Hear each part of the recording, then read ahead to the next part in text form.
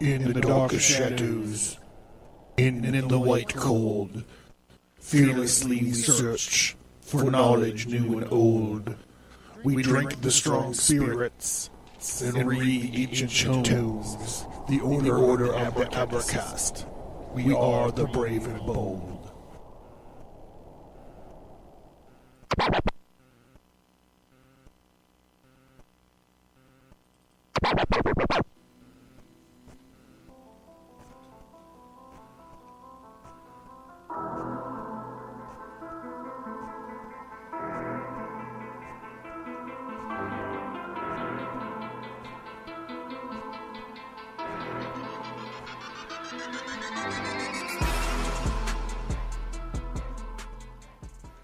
The Ages begins with the shocking story of Cain and Abel and the journey of violence and revenge spanning thousands of years, following Cain through his cursed life from an ancient invasion of malicious angels to the American Revolutionary War.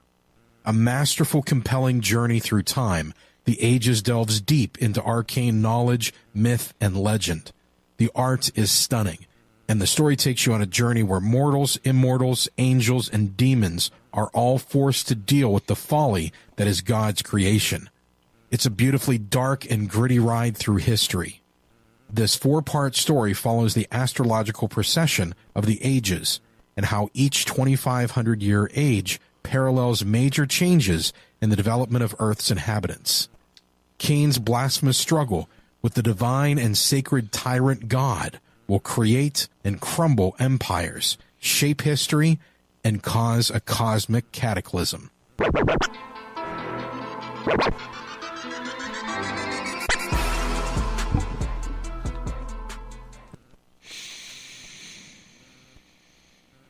The Book of the Law announces a new dichotomy in human society. There is the master and there is the slave, the noble and the serf, the lone wolf and the herd. The master roughly denotes the able, adventurous, welcoming responsibility, and the slave, his motto is safety first. With all that this implies, race, birth, breeding, etc. are important but not absolutely essential factors.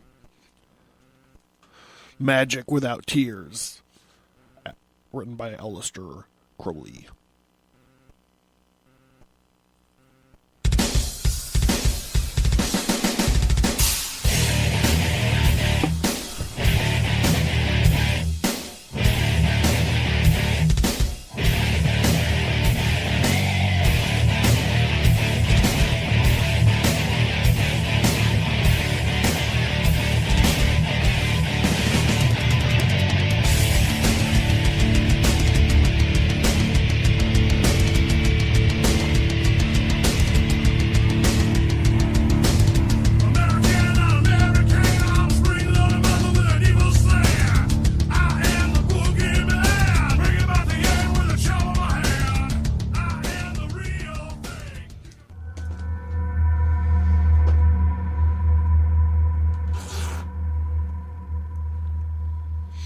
The Abercast.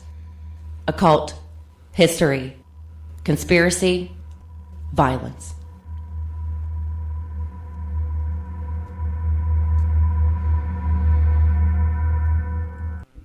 All right, welcome everybody to the Abercast. I'm John Towers.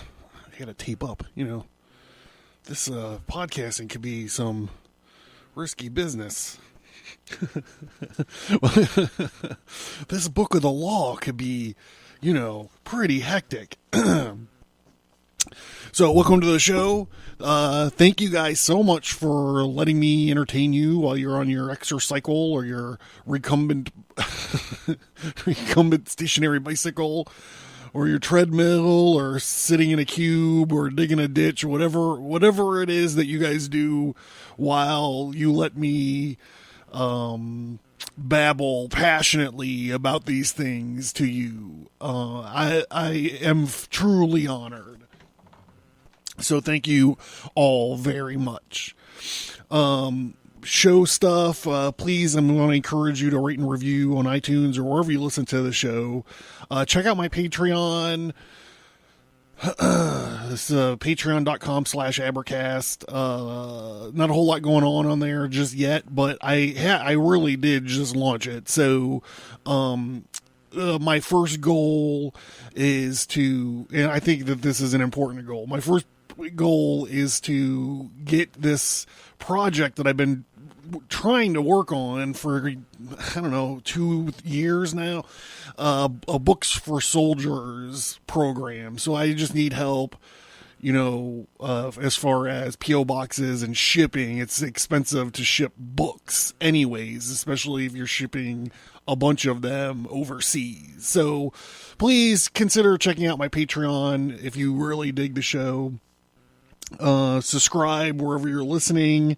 Remember also we got accepted and launched on iHeartRadio the other day, so that's pretty cool. Spreaker, and also if you like to catch podcasts on YouTube, the Abercast is now on YouTube. The whole all the shows that are available on the RSS feed now automatically get ported over to YouTube. So unfortunately, or fortunately for you, it's not a video of me sitting here in the studio talking. I have a face for radio, if you know what I'm saying.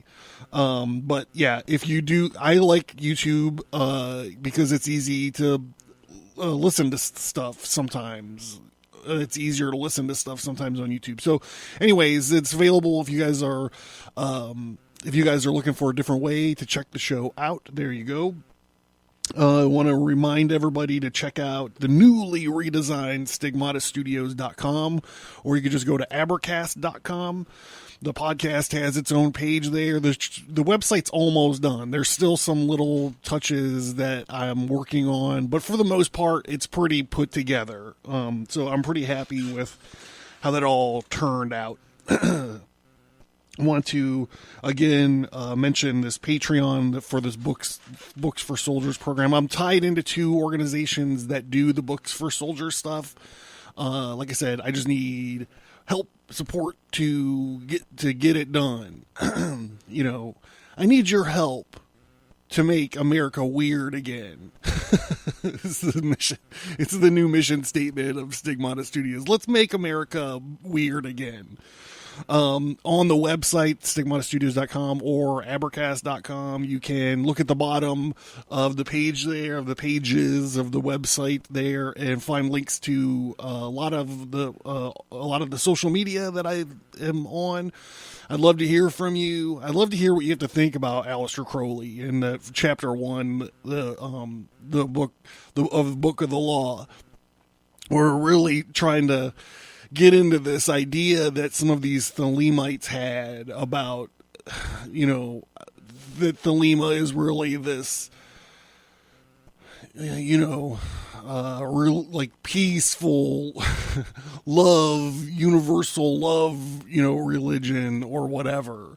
So I anxious to hear what you guys have to think about that, especially someone that's so tied in with the idea, the philosophies of Nietzsche.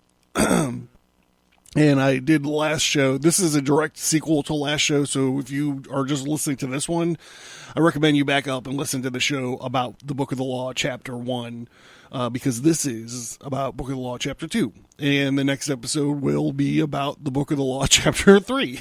And then it will be done. So, in that episode, I used the Patrick Swayze's character from Donnie Darko, about the love and fear spectrum, to kind of try to drive my personal point home about it. But anyhow, so we're going to be continuing our discussion about the Book of the Law. It was written down by Aleister Crowley in 1904. It was passed to him from one of these 3 gods through an intermediary, a holy angel named Iowas.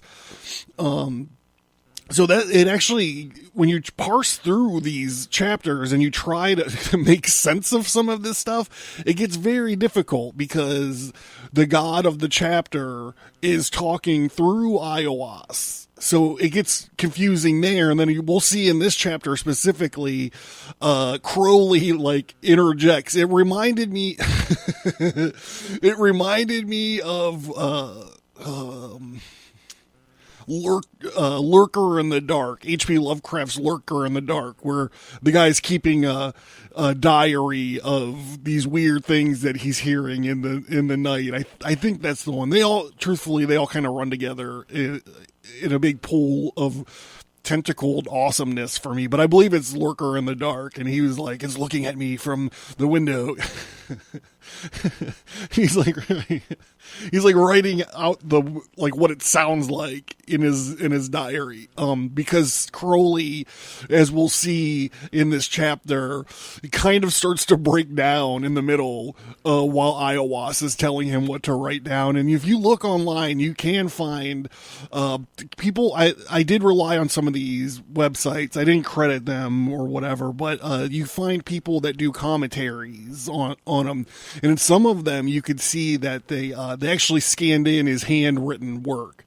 And he kind of like breaks down in a few spots in this chapter, and Iowas has to like command him to keep writing. It's pretty funny. So yeah, we're going to get into that. Transmitted or dictated to him by a mysterious entity made of fine matter. An entity named Iowas. Later, Crowley will say that it's Iowas is his holy angel. Time out.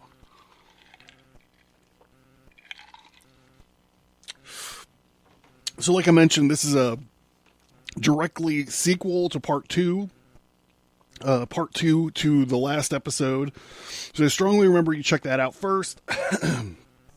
And if this leaves you kind of wanting more about Thelema or Aleister Crowley or the OTO, the Ordo Templi Orientis, we've done some episodes kind of that border, kind of smush up against this topic. You might want to go back and listen to the Age of Aquarius, the Aeon of Horus episode. Basically, I start looking at this new age hippie idea of the Age of Aquarius, and then we kind of juxtapose it to this. It's the Aeon of Horus, the coming Aeon of Horus that Thelema, specifically this book of the law, is supposed to have signaled and ushered in, is this Age of Horus, or Aeon of Horus. So we kind of compare and contrast. Compare the hippy-dippy Age of Aquarius, and we kind of compare it to this Aeon of Horus. And I think if you give the episode a shot, you'll agree that that they're not mutually exclusive. In a lot of ways, they're talking about a lot of the same stuff. And that'll actually be a great primer for the third chapter, or the third part of this little series, when we get into Chapter 3 of the Book of the Law. Also, you might want to check out the Harpocrates Rising episode. And if you're still looking, you're still wondering what's going on, you still want a little bit more, there's always those 3, the Lesser Keys of Solomon episodes, where we actually go through magic circles, triangles of manifestation, and summoning demons to do your will, or grant you the ability to understand bird language, or just whatever. They're fun episodes. I have a very fond memory of recording those episodes. But even though the Book of the Law does not concern itself with summoning demons or whatever, it does link up, because Crowley was one of the 2 guys that translated that version of the Lesser Key of Solomon that I used. So it's there. And also, I forgot to even say, the the two Babylon working episodes because those directly relate to this Aeon of Horus that this book of the law talks about too. Okay, so let's just get into this. So chapter 2 of the book of the law is in many ways a lot more mysterious than the first chapter. It actually has a puzzle at the end, it has a code at the end of it that is interesting. We're going to touch on it a little bit. But the structure of the book bears out a clue itself, or two, by itself. So if you remember, you go back to the Age of Aquarius / Aeon of Horus episodes, there's these 3 Aeons in Thelema. It's the Aeon of Isis, who was the mother. She was the female principal, and this is when human beings were, living off the land, and they were, egalitarian types, and it was just that sort of thing. And then the second the second one was the male or the father principle. That's the Aeon of Osiris, and that's the time of laws and rules. And then the third Aeon is the Aeon of Horus. It's the Aeon of this petulance. It's the Aeon of this crowned and conquering child. So in chapter 1 was the introduction to this female goddess, Nuit. And this chapter 2 is the introduction of this male god, Hadit. And going forward in chapter 3, it'll be of Harpocrates, or Hur-Parakat, as they have it in here, as they have it in this book. So as I get into this, I'm sure that you'll pick it up, because it's right on. It's not hidden very much at all or whatever, but you're gonna pick it up that he uses a lot of tarot card archetypes here in this chapter. It's jam packed in here. Some of the ones to be on the lookout for is Death, the Magician, the Star, Fool, the Empress, the Hierophant, Strength, the World, the Sun, and Hermit. As I mentioned in the last episode, that the Hermit is an interesting card, and it links up specifically with this chapter, because this chapter is called the Hiding of Hadit.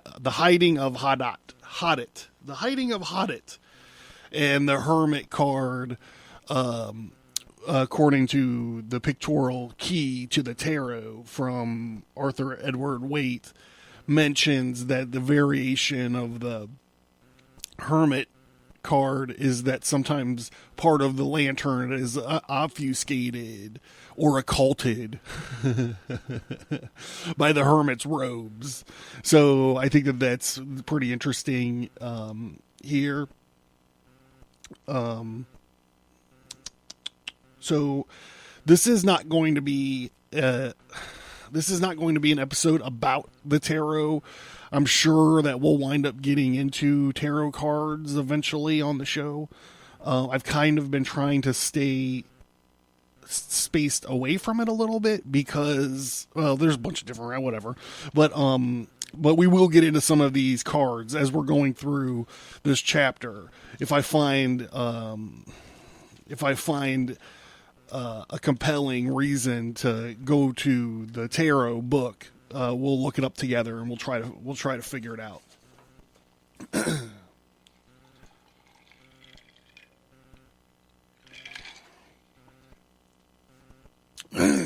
God damn. Oh, it's the first one of the night. It's always... All right, so here we go. Chapter 2 of the Book of the Law. Yeah. knew the hiding of Hadit. Come, all ye, and learn the secrets that hath not been revealed. I had it. I had it. I had it. Am the complement of new my bride, and I am not extended in kebabs in the name of my house. The stars, right out of the union of these two. That kebabs, that's what we were talking about last episode. Where's my annotation on it?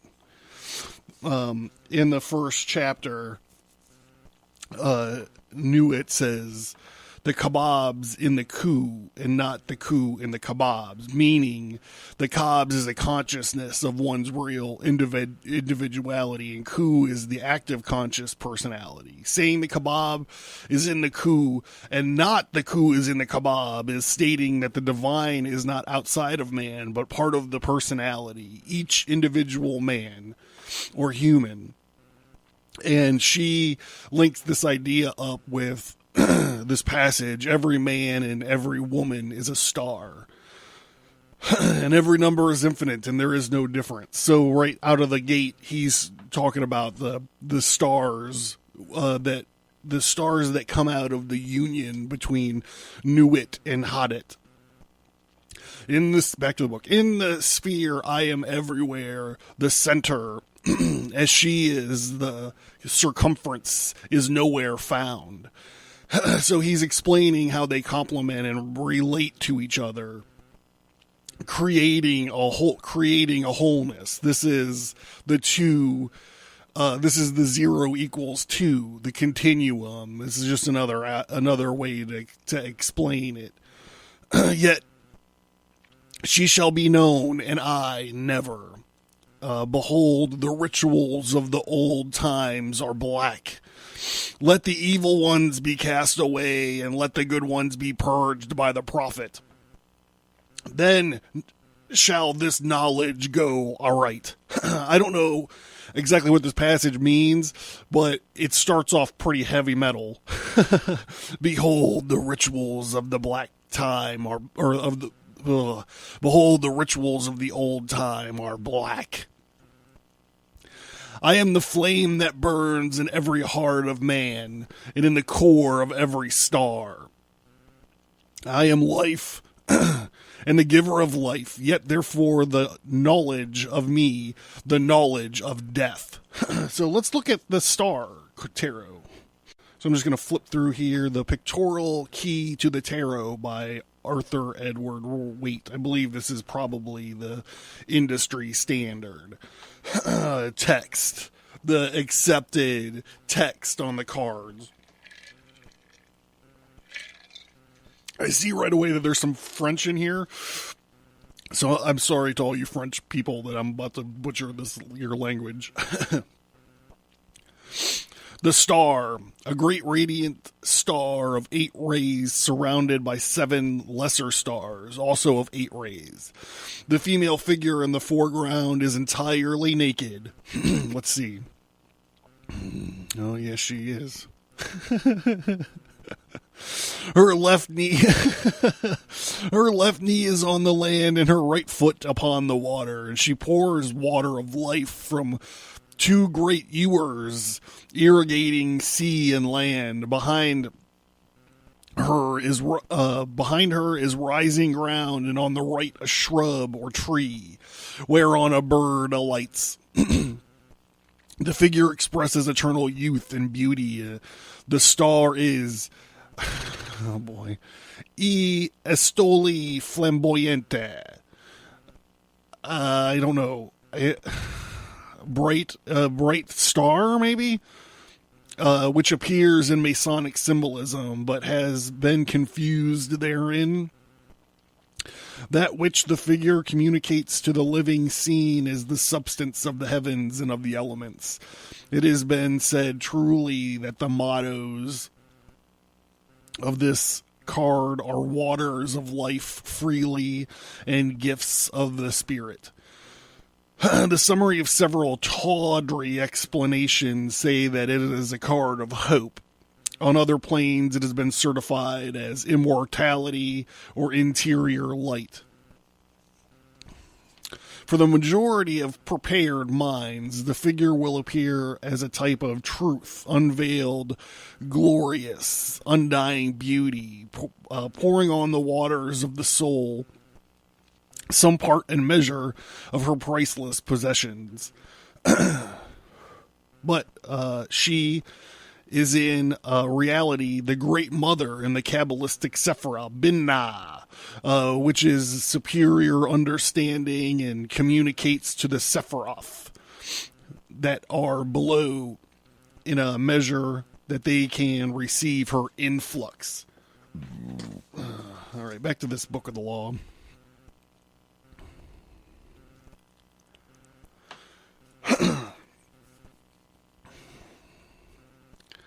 I am the flame that burns in every heart of man, in the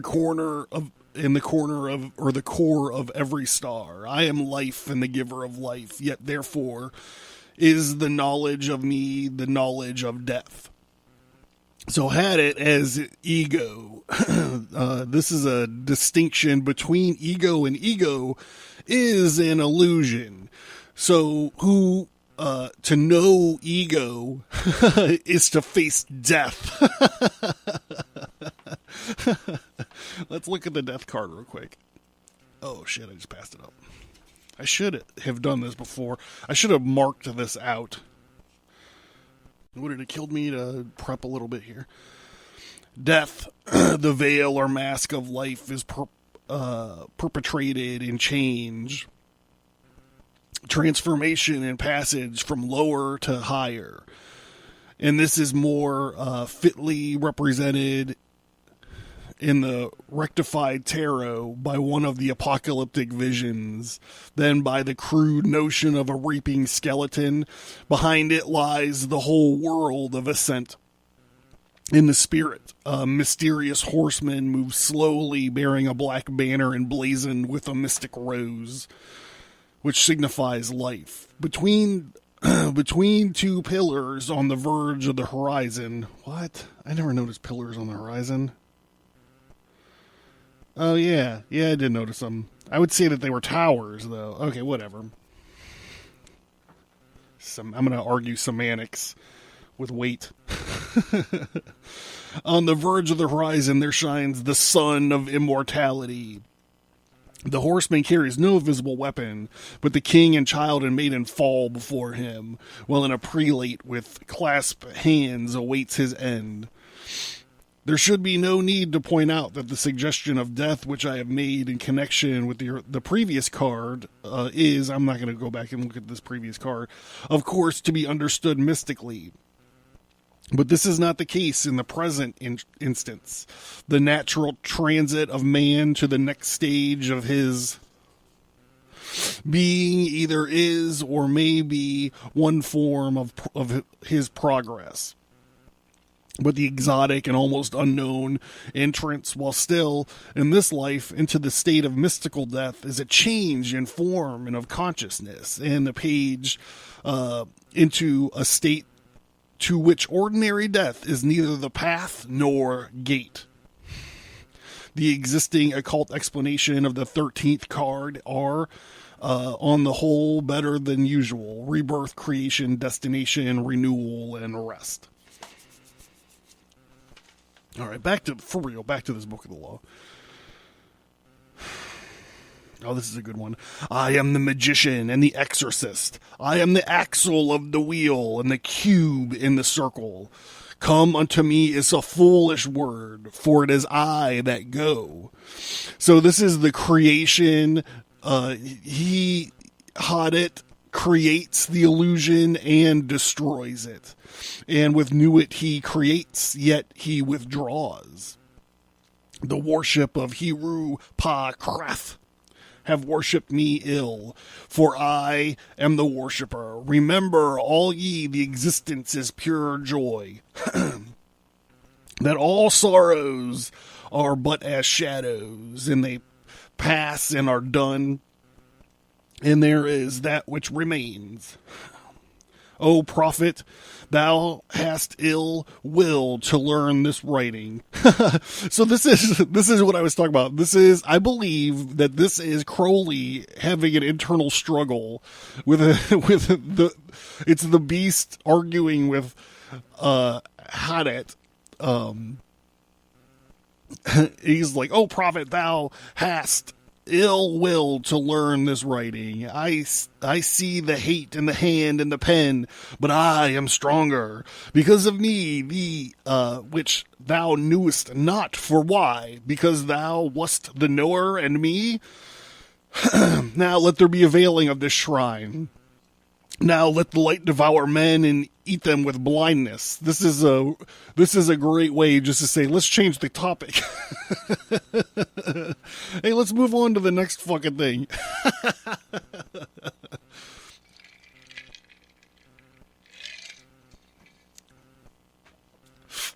For I am perfect, being not, and my number is 9 by the fools. But with the just I am 8. And 1 in 8, which is vital, for I am none indeed, and the empress or the king are not for me. But there is a furthest secret. So it's interesting that he's using all this tarot terminology, but he keeps throwing out the king. The problem is in the tarot, there's 4 kings. There's a king for each suit. So there's a king of pentacles, there's a king of swords, there's a king of cups, and there's a king of wands. But he mentions the empress, but he never mentions the emperor. That makes me wonder. Like the song, like the old song. I wonder why she went away, and I wonder, my little runaway. All right, the Empress. Sorry for the hold music. The Empress is the 3rd card of the major arcana. A stately figure, seated, having rich vestments and royal aspect, as of a daughter a daughter of heaven and earth. Her diadem is of 12 stars gathered in a cluster, which is a symbol of Venus, is on the shield which rests near her. A field of corn is ripening in front of her, and beyond there is a fall of water, and the scepter which she bears is surrounded by the globe of the world. She is the inferior garden of Eden, of earthly paradise. All that is symbolized by the visible house of man. She is not Regina Kundalini. I don't know if that's a person. I don't think so, because Coeli? I don't know. I don't know what that is. I'm sorry. But she is still, I don't know what this is either. Refugem Peccatorium. the fruitful mother of thousands. Here are also certain aspects which she has been correctly described as desire, and the wings thereof, and the woman clothed with the sun. Oh, that's right from Revelations. We did an episode on that. If you go back and look for the Revelation 12 sign. Maybe it's 21. I have dyslexia. I don't know if I ever said that on the show before. I try not to use it as a crutch. I just pass it off as being stupid. But she is not. I may add, the soul that has attained wings, unless all the symbolism is counted up another and unusual way. She is above all things universal. Fecundity in the outer sense of the word. This is obvious because there is no direct message which she has been given to man like that, which is born by woman, but she does not herself carry its interpretation. In another order of ideas, the card of the Empress signifies the door or gate by which an entrance is obtained into this life. Well, that's interesting, right? As into the garden of Venus. Venus. Rocket number 9. God, sorry. I gotta get my shit together. And then the way which leads out, therefore, therefrom, into that which is beyond, is the secret known to the high priestess. It is communicated by her to the elect. Most old attributions of this card are completely wrong on the symbolism. As for example, its identification with the word, divine nature, the triad, and so forth. Back to the book of the law.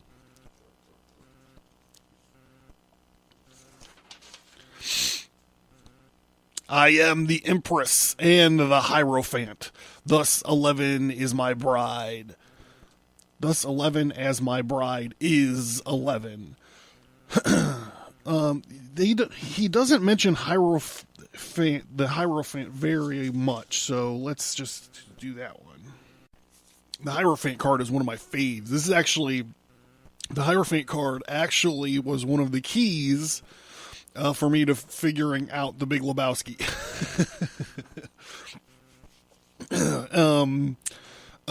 If you go on the Patreon, one of the bonus audio things that are in there is me talking about the connection of the tarot cards to the Big Lebowski. Anyhow, but the Hierophant is the Pope, and on the card it has the Pope symbol of the two crossed keys, which made me be able to make the link to connect the movie at all to tarot cards. It was this one. Card 5 of the Major Arcana, the Hierophant. He wears the triple crown and is seated between the two pillars, but there are not those of the temple, which is guarded by the high priestess. In his left hand, he holds the scepter terminating in the triple cross. And with his right hand, he gives the well-known ecclesiastical sign, which is called that of esotericism, distinguished between the manifest and the concealed part of doctrine. It is noticeable in this connexion that the high priestess makes no sign. At his feet are the crossed keys, and the two priestly ministers and albs kneel before him like he was fucking Zod. He has been usually called the Pope, El Popa, the little Popita, which is particular application of more of the general office that he symbolizes. He is the ruling power of external religion, as the high priestess is the prevailing genius of the esoteric withdrawn power. The proper meaning of this card has suffered woeful admixture from nearly all hands. The Grand Orient says truly that the Hierophant is the power of the keys. Esoteric orthodox doctrine and the outer side of the life which leads to the doctrine, but he is essentially not the prince of the occult doctrine, as another commentator had suggested. He is rather the Summa Totius Theologiae, which it has passed in the utmost rigidity of expression, but he symbolizes also all things that are righteous and sacred on the manifest side. As such, he is the channel of grace belonging to the world of institution, as distinct from that of nature, and he is the leader of salvation in the human race at large.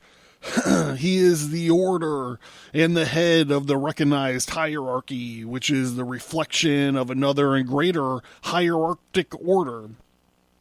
But it may so happen that this pontiff forgets the significance of his symbol state and acts as if he's contained within his proper measures. All that his sign signifies, or that his symbol seeks to shew forth, he is not, as it has been thought, philosophy, except on the theological side. He is the inspiration, and he is not religion, although he is a mode of its expression. So that's interesting when you think about the Hierophant, the relationship or the similarities of this Hadit and the Hierophant, where he's not the Pope, but he's the Pope is merely an office. I don't know, whatever. So okay, so Crowley starts freaking out again. Hear me, ye people of sighing, the sorrows of pain and regret are left to the dead and the dying, the folk that not know me as yet. He might not be freaking out, but it seems like it's painful for him. These are dread, these fellows, they feel not. We are not for the poor and sad, and the lords of the earth are our kinsfolk. Is a god to live in a dog? No, but the highest of us. They shall rejoice, are chosen, who sorroweth is not of us. But beauty and strength, leaping laughter and delicious languor, force and fire are of us. So he's saying beauty and strength comes from doing one's will. The leaping and the laughing is your will. Beauty and strength. I'm not going to read the strength card, but there's obviously a drop right there. We have nothing with the outcast and the unfit. Let them die in their misery, for they feel not. Compassion is the voice of kings. All four of them. Stamp down the wretched and the weak. And this is the law of the strong. This is our law, the joy of the world. There's a world card. Maybe I'll look at that one. Think not, O king, upon that lie. Thou must die. He said, you don't have to die. Don't think about that lie, that thou must die. Verily, thou shalt not die, but live. Now let it be understood, if the body of the king dissolves, he shall remain in pure ecstasy forever. Nuit, Hadit, Rahar, Kuit, the sun, strength, and the sight. Light. These are the servants of the star and the snake. This all just sounds like Nietzscheism to me. I'm going to reread it because I kind of stumbled through this one a little bit. We have nothing with the outcast and the unfit. Let them die in their misery, for they feel not. Compassion is the vice of kings. Stamp down the wretched and the weak. This is the law of the strong. This is the law and the joy of the world. Think not, O king, upon that lie, that thou must die. Verily thou shalt not die, but live. Now let it be understood that if the body of the king dissolve, he shall remain in pure ecstasy forever. Nuit, Hadit, Rahor, Kuit, the sun, strength, and sight, light, these are for the servants of the star and the snake. That one was way better. That was way better, bro.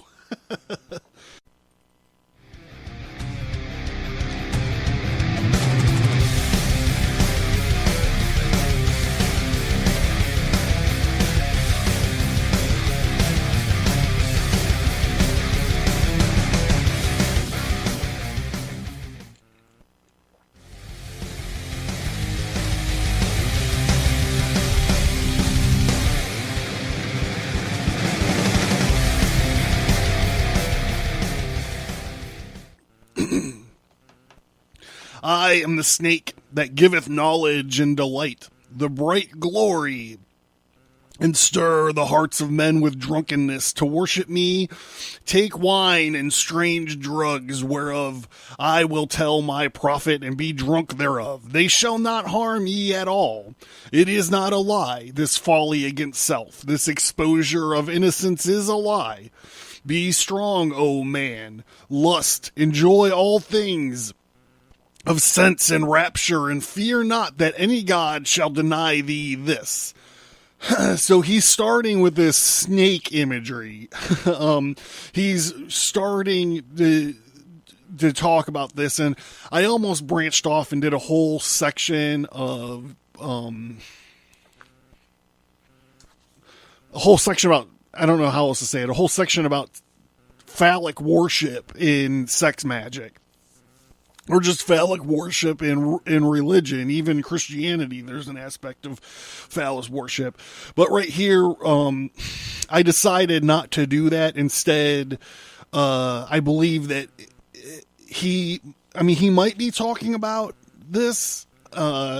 It's said that even though he was married, I think a few times to women, that he was also a raging bisexual. So there might be something said about that. And I'm not a Crowley scholar, obviously. But I think because of not just this passage, but what he talks about later, is he's actually talking about the Kundalini. I don't know if you guys know what that is, but I am qualified enough to give a very brief summary, but I'm going to hold off on it because I believe he directly references it. And it just goes back to these two passages, 21 and 22, where he starts talking about this snake. But it is true that, the snake in Judeo-Christian mythology or whatever is the keeper and passer on of knowledge, even in the Gnostic stories that we've talked about.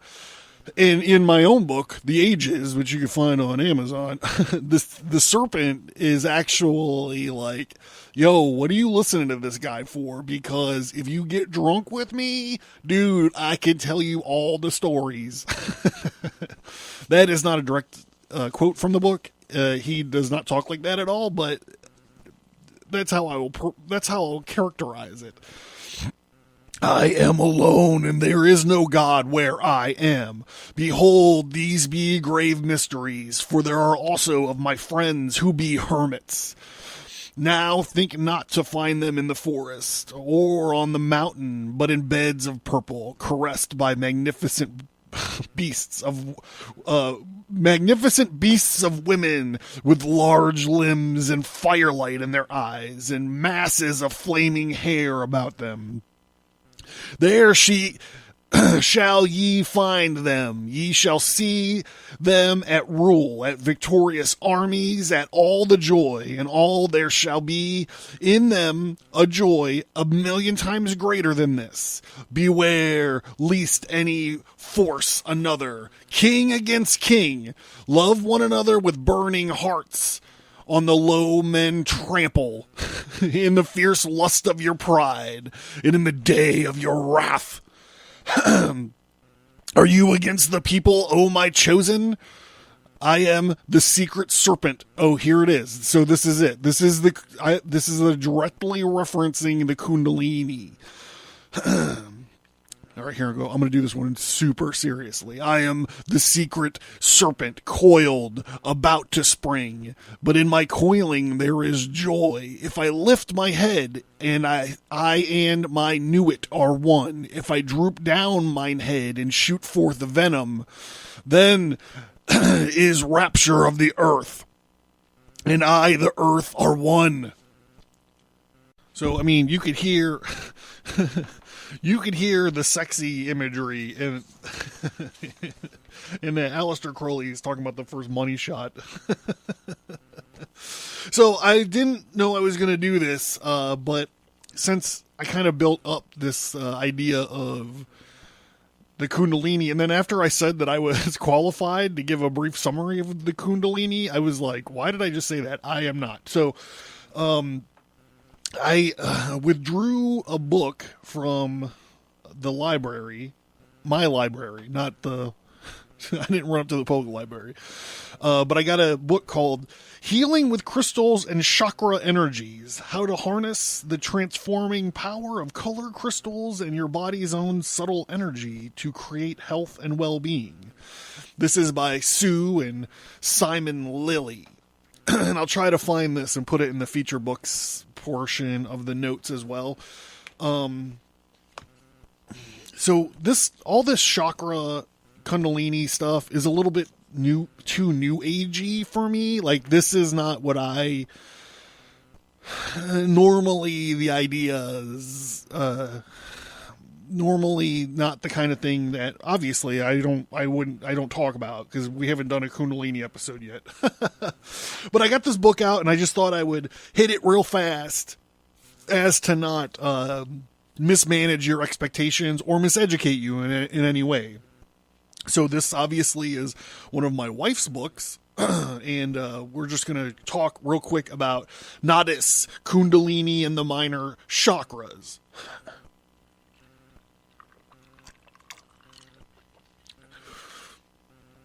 The 7 main chakras are part of a much longer, complex, and subtle energies that make up the individual human being. For example, there are many other chakras through the body. So, I'm starting off in a weird spot because I'm in the middle of the book. So, the chakras are these 7 sort of like energy hubs in your body, and they all follow your spinal column. The first one, or your base or your root chakra, is at the tip of your tailbone, and it's called the root chakra, and it's really all about your butthole, I think. And then there's one like where your spine meets your pelvis, and then there's one right behind your belly button. Then there's 1, 2, 3, 4, 5, 6, yeah. Then there's one right behind your sternum, and then there's one right behind, like right in your throat. One where your third eye would be, and then the 7th one is the crown. It's the one that's on the top of your head. So when you're talking about doing using these energies and stuff for healing, like the idea would be like, I guess if you had a sore throat, you would go and focus, you get certain kind of blue crystals or whatever to manipulate that chakra. The one that's in your throat. Or, if you're, I don't really know, but so anyhow, that's what this is all about. There's these 7 like power points, like that run through your body. Here, where's a good place for me to jump in here and start? Okay. So manipulating these chakras and the energy that flows around these chakras, sex magicians use sex to do it. Yoga, you could do not like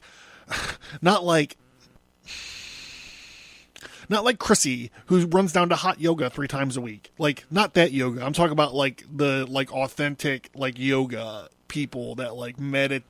You're doing your meditation, not to calm down, not to get over the caffeine that you drink at, your lattes at Starbucks or whatever. I'm talking about the spiritual yogis is what I'm saying. So you can use yoga to manipulate these chakra energies, and you could use sexy time to do it.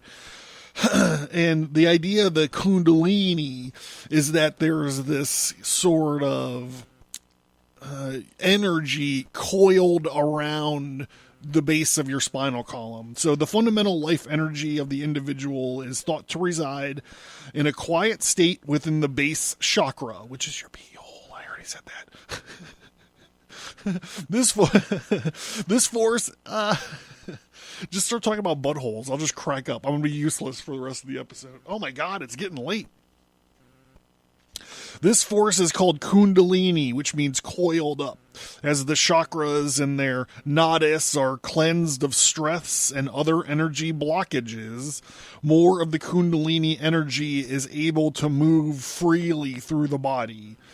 And this energy is pure consciousness. In its awakened state, it can create various degrees of realization or enlightenment in the individual.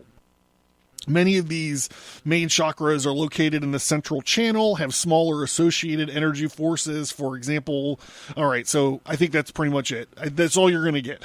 You have these 7 power points of power energy on your body, and you could use yoga or whatever to unwind this Kundalini through all of these spots. And once you've awakened your Kundalini spirit or whatever, And it's often referred to as like it coils like a snake around your root chakra or whatever. Once you awakened it and you've pushed it through the 7 chakras, when it's all the way up to your crown chakra, like, you get superpowers. So that's basically it. So I avoided a long, awkward talk about sex magic and phallus worship to talk to you about butthole chakras and snakes. He actually says he's the snake anyway. Okay. Oh, God, I gotta get... Fuck, man, we're gonna run long as shit. There is great danger in me. For who doth not understand these runes shall make a great miss. He shall fall down to the pit called Because, and there he shall perish with the dogs of reason. Now a curse upon Because and his kin. May Because be accursed forever. If will stops and cries why, invoking Because, then will stops and does not. If power asks why, then power is weak. Then power is weakness. Also, reason is a lie, for there is a factor infinite and unknown, and all their worlds are skew-wise. Enough of Because.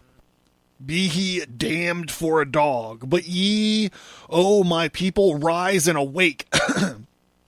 Let the rituals be rightly performed with joy and beauty. There are rituals of the elements and the feasts of time. So he's going to go on to list feasts. Where this religion should have their feast days. But I'm just going to go up real quick and talk about this last bit that I just read, because to me, this is all about the will to power. This is all about being perceived as powerful. Like he's saying, if you ever question your will, don't. Because then your will stops. If you ever question, if power ever asks why, then power's giving up its position and it's showing its weakness. Same thing with reason. Reason is a lie. For there is a factor infinite and unknown, and all their worlds are skew-wise. So he goes on to talk about these feast days, which is pretty funny. He talks about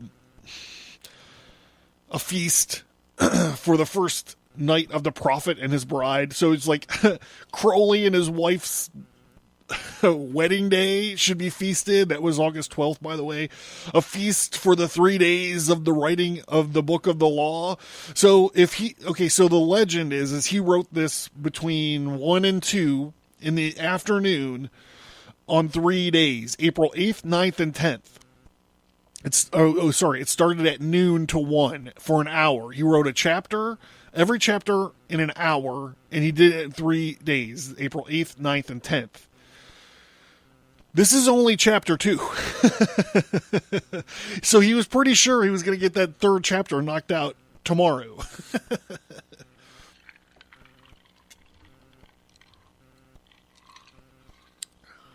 A feast for fire and a feast for water. A feast for life and a greater feast for death. A feast every day in your hearts in the joy of my rapture. A feast every night unto new and the pleasures of my utmost delight. I feast, rejoice, for there is no dread hereafter. There is the disillusion and the eternal ecstasy of the kisses of new. This is 0 equals 2. The disillusion, he's saying, every night. There is death for the dogs. Dost thou fail? Art thou sorry? Is fear in thine heart? Where I am, these are not. Pity not the fallen. I never knew them. I am not for them. I console not. I hate the consoled and the consoler. I am unique and conqueror. I am not the slaves that perish, be they damned and dead. Amen. Blue am I, gold is the light of my bride, and the red gleam is in my eye, and the spangles are purple and green, purple beyond purple. He keeps mentioning purple. He mentioned it earlier in this chapter as well. And I didn't notice it until just now. There is a veil, and the veil is black, and the veil is of modest woman. It is the veil of sorrow and the pall of death. This is none of me. Tear down the living or the lying specter of the centuries. Veil not your vices in virtuous words. These vices are my service. Ye do well, and I reward you here and hereafter. And fear not, O prophet. When these words are said, thou shalt not be sorry. He's like apologize. He's saying like, bro, I know you're having a hard time writing this shit down, but just be cool. Thou art emphatically my chosen, and blessed are the eyes, and thou shalt look upon with gladness. But I hide thee in a mask of sorrow. They that see thee shall fear. Thou art fallen, but I lift thee up. Nor shall they who cry their folly that thou meanest not avail. Thou shalt reveal it, and availest, and thou availest. They are the slaves of because. They are not of me. They stops at thou wilt the letters. Change them not in style or value. He's telling Crowley, don't edit this. Don't change it. Leave it exactly like it is, which is hilarious. This is a writer under a deadline. I couldn't edit it. God told me not to. I gotta save that for my trick of books. Thou shalt obtain the order and value of the English alphabet. Thou shalt find new symbols to attribute to them. Begone, ye mockers. Even though ye laugh in my honor, ye shall laugh not long. Then when ye are sad, knoweth that I have forsaken you. Hold on. All right, I had to look it up. This is directly bouncing off of Isaiah 54:7, where God's saying that he's forsaken them for somebody, Isaiah, for a time, but just for a second, now he's going to make it all right again. Where Hadit is not going to make it all right again. He's like, I have forsaken you. And I also thought it might be a reference that Manson used in Antichrist Superstar, which is, I'm imagining that a lot of you guys are probably younger than me, but if you've never heard Antichrist Superstar, if you never sat down and listened to it side to side, like front to back, then you should. It is probably, this is not hyperbole, it is probably the best album from the 90s, hands down. Vulgar Display of Power might be a number 2. God damn, I don't know if I want to say that. Ooh. I feel my Kundalini tightening up, making declarations like this. But in Antichrist Superstar, they have this drone in it, and he goes, when you are defeated, know that I have betrayed you. All right, so we're going to get back to this. I mean, I'm already late as shit. I'm never going to be able to finish it, but I have one more thing to say, and it's right here. He that is righteous shall be righteous still, and he that is filthy shall be filthy still. And this is right out of Revelations 22:11. It's also right out of the Johnny Cash song, When the Man Comes Around. I'm sure the man in black was referencing Revelations, and he was not referencing Crowley. But boy, is that funny. I was reading it, and I was like, what? Why does this sound so familiar to me? Oh my God. The man, he's coming around, taking names.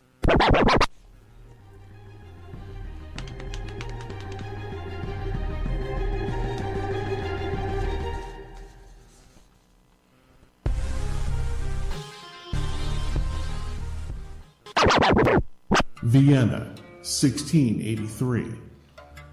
Today is September 11th, 1683. The mighty army of the Ottoman Empire, led by the savage and radical terror troops of the Dar al-Harb, surround the walled city of Vienna and begin a siege to break the golden apple of Europe and kill, enslave, or convert all of its inhabitants. The valiant citizens stand against the tyrannical army with the steadfast leadership of Count Ernst Rudiger von Stromberg, the help of the ever-living rebel Cyrus the Dead Guy, and the hopes of the faraway King Jan Sobieski III and his army of flying hussars. The Vienna 1683 comic is available right now from Stigmata Studios at stigmatastudios.com and on indieplanet.us.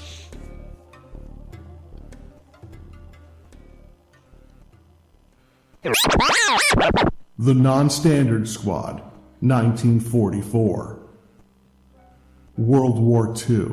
3 weird American soldiers are on a search and rescue mission into the oldest and darkest regions of Europe. A cursed, ever-living warrior, Cyrus the Dead Guy. An experimental warbot, Sergeant Lane McCord. An all-red axe, mysterious rogue with a demon-possessed arm, come face-to-face with an army of magically corrupted, machine-obsessed elves, a magic hammer-wielding Norse Ubermensch, and a Nazi wizard who is a member of the ancient Dark Order of the Shining Hexagon. The Non-Standard Squad 1944 comic is available right now from Stigmata Studios at stigmatastudios.com and on indieplanet.us. All right, I want to thank you guys for listening. I hope you've enjoyed this. Let me know what you think about Crowley, and do you think it's cool that he wrapped up all this tarot card imagery? I didn't spend as much time as I thought I was going to be talking about these tarot cards. Time literally just got away from me. I still have plenty of pages in this chapter. I just can't get to. So what do you think? What do you think about this so far? I know we really can't weigh in on this Aeon of Horus until we get done with chapter 3, but are you interested in this? Are you interested in Crowley as a dude? What's your thoughts on this Knew It and Had It? And please check out stigmatastudios.com or abercast.com. You can find all my social media links at the bottom. Patreon. I kind of talked about the Big Lebowski, the tarot of the Big Lebowski. If you want to check that out, it's I have that, and there's actually a ton of different exclusive audio on Patreon right now. And remember, with the Patreon, my main goal, what I want to do is I want to start a Books for Soldiers program. I'm linked up with 2 different organizations that they get requests from soldiers. And they're like, hey, this is kind of what we're looking for, and I'm on my deployment here, and I'm attached to this unit or whatever. So, really what I want to do is I want to get some people together to help these soldiers out and send them the books they want, or it's not just books. In a lot of cases, it's media. They're looking for used DVDs and all this stuff, but I just need help shipping. I need help with logistics. Amateurs talk about tactics, people. Professionals talk logistics. We might get into that someday. I think there's a lot of good lessons to be learned in a statement like that. So yeah, do all that, rate and review wherever you're receiving the show at. And thank you guys so much for listening and all that stuff. And with that being said, I just want to read one last passage from the book, and then we'll get out of here. And we got the Soda Jerk Fucking Fight is gonna be playing us out, so hang on. You want to listen to that? It's like my favorite song right now. Okay, here we go. Lift up thyself, for there is none like unto thee among men or among gods. Lift up thyself, O prophet, thy stature shall surpass the stars. They shall worship thy name foursquare, mystic, wonderful, and the number of the man, and the name of thy house 418. the end of the hiding of Hadit, and the blessing and worship of the prophet and of the lovely star. And this has been Abercast. I am your humble prophet. I am your humble prophet, Iowas. John Towers, stigmatastudios.com. Thank you guys, and I will be seeing you soon with chapter 3 of the Book of the Law. We'll wrap this motherfucker up. We'll coil this bitch up like a Kundalini ready to money shot all over your face.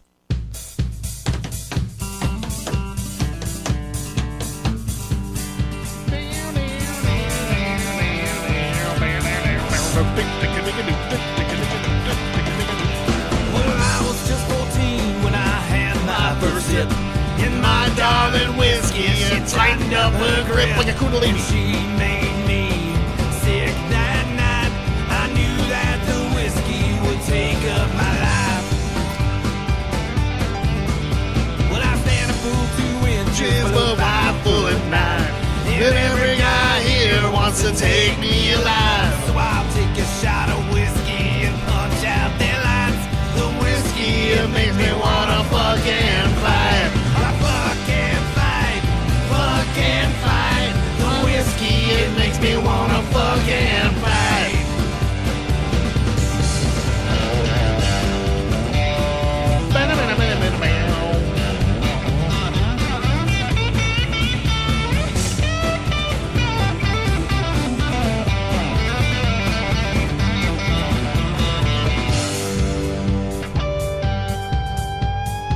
Every other here wasn't in this place. Not even the crack of dawn is safe. So I'll take a shot of whiskey and say good night. The whiskey, it makes